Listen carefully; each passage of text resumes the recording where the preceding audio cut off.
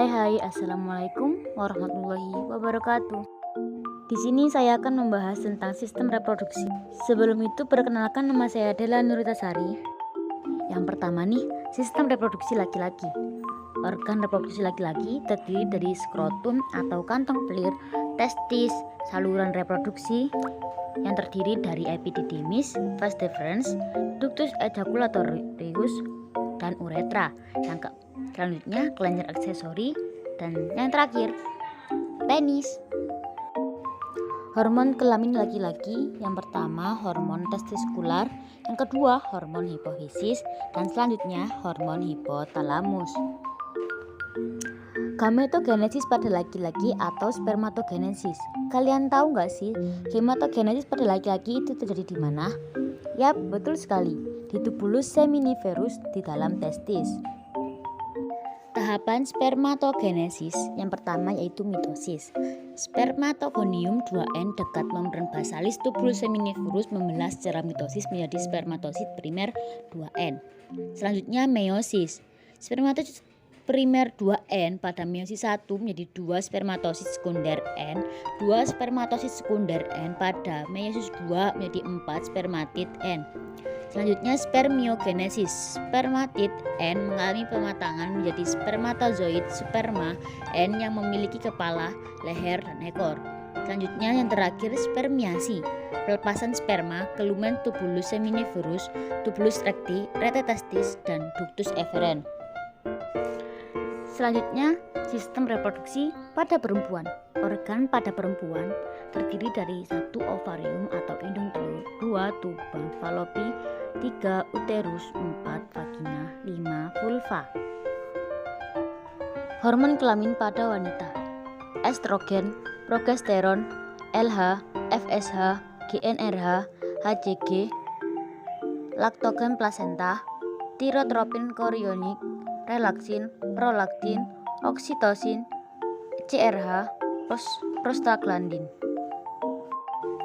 Gametogenesis pada wanita atau oogenesis terjadi di ovarium. Oogenesis pralahir, oogonium 2N membelah secara mitosis menghasilkan 6-7 juta oosit primer 2N. Oosit tersebut akan tetap berada pada fase profase meiosis 1 hingga sebelum masa pubertas, meiotik ares. Oosit primer diselubungi selapis folikel primordial. Yang kedua, oogenesis pasca lahir. Mulai dari lahir sampai pubertas, jumlah folikel primordial semakin menurun dan hanya 350 sampai 400 yang akan hidup dan diovulasikan satu persatu setiap bulan. Dan yang ketiga, oogenesis pasca pubertas. Hormon GnRH dan gonadotropin menyebabkan folikel primordial berkembang menjadi folikel primer kemudian folikel sekunder yang siap diovulasi. Sebelum diovulasi, oosit primer 2N mengalami pembelahan meiosis 1 menghasilkan oosit sekunder N dan badan polar 1N. Oosit sekunder mengalami metafase meiosis 2 dan berhenti, kemudian akan dilepaskan dari ovarium atau ovulasi. Jika oosit sekunder dibuahi oleh sperma, meiosis akan berlanjut hingga terbentuk ootit N dan badan polar 2N. Ootit akan berkembang menjadi ovum yang matang. Jika badan polar belum degenerasi, maka akan mengalami meiosis 2 menjadi 2 badan polar 2N. Jika oosit sekunder tidak dibuahi, maka akan mengalami disintegrasi atau pecah. Siklus menstruasi, siklus kompleks yang merupakan hasil interaksi sistem endokrin atau hipotalamus, hipofisis, dan ovarium dengan sistem reproduksi yang menyebabkan terjadinya perubahan pada endometrium uterus. Perubahan tersebut menyebabkan terjadinya menstruasi yang terjadi saat masa pubertas dimulai. Rentang siklus menstruasi umumnya 28 hari, terpendek 18 hari, terpanjang 40 hari, terdiri atas siklus ovarium dan siklus endometrium uterus.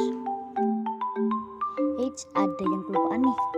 Siklus ovarium, fase folikel, dan fase luteal. Selanjutnya, siklus endometrium uterus yang ada di gambar. Fase menstruasi atau haid, pengeluaran darah dan sisa endometrium selama 4-5 hari. Hari ke-1 dianggap permulaan siklus baru dan dimulainya fase folikel. Periode perbaikan endometrium karena pengaruh estrogen dari folikel di ovarium. Fase proliferasi. berlangsung dari akhir haid sampai ovulasi.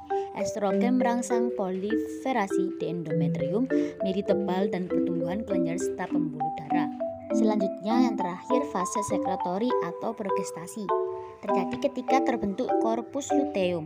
Progesteron yang dihasilkan meningkatkan jumlah pembuluh darah pada endometrium untuk mendukung kehidupan embrio. Jika tidak terjadi pembuahan dan implantasi, endometrium akan luruh dan terjadi menstruasi. Terjadinya anak kembar fraternal atau dizogotik. Proses ovulasi dapat menghasilkan lebih dari satu ovum yang matang, dibuahi oleh sperma, sehingga terbentuk lebih dari satu zigot. Janin memiliki plasenta, tali pusar, dan kantung ketuban yang berbeda. Kembar identik atau monozigotik. Zigot hasil fertilisasi membelah dan berkembang menjadi dua embrio yang berbeda. Kemudian menjadi dua janin yang berbagi amnion atau plasenta yang sama, tapi tali pusar dan kantung ketubannya berbeda. Laktasi adalah proses produksi, rekreasi, dan pengeluaran ASI atau air susu. Saat kehamilan, estrogen merangsang perkembangan saluran kelenjar dan progesteron merangsang pembentukan alveolus lobulus dalam payudara. HPL diproduksi plasenta untuk pertumbuhan payudara, puting, dan areola. Prolaktin dan somatomotropin korionik merangsang perkembangan kelenjar mamai. Penurunan estrogen dan progesteron saat kelahiran akan memicu laktasi. Oksitosin merangsang pengeluaran susu. Gangguan sistem reproduksi pada wanita, dysmenorrhea, penyakit radang panggul, kanker payudara, amenorrhea primer, ovarium polikistik, kanker vagina, endometriosis, penyempitan tuba Fallopi, molehidotiosa, mioma uterus. Pada laki-laki, disfungsi ereksi, ginikomastia, kanker penis, hipogonadisme, kriptokritisme, uretritis, orkitis, prostatitis. Teknologi sistem reproduksi, amniosentesis, yaitu teknik pengambilan cairan amnion untuk dianalisis secara genetik dan biokimia untuk mendeteksi kelainan genetik. USG atau ultrasonografi, yaitu teknik diagnostik menggunakan gelombang ultrasonik untuk menampilkan keadaan bayi dalam rahim ibu. Fertilisasi in vitro atau bayi tabung, ovum difertilisasi dengan sperma pada media kultur untuk menghasilkan embrio, kemudian diimplantasikan ke uterus agar terjadi kehamilan. Metode kontrasepsi dalam program kependudukan dan KB atau keluarga berencana. Metode kontrasepsi adalah menghambat pergerakan sperma ke ovum, mencegah ovulasi atau mencegah implantasi zigot. Jenis metode kontrasepsi: kontrasepsi alami atau sistem kalender, coitus interruptus, kontrasepsi kimiawi yang bersifat toksik bagi sperma, penghambatan implantasi, metode sawar mekanis, vasektomi dan tubektomi, pencegahan ovulasi atau pil KB, susu KB atau suntik KB. Dan sekian, wassalamualaikum warahmatullahi wabarakatuh. Bye bye.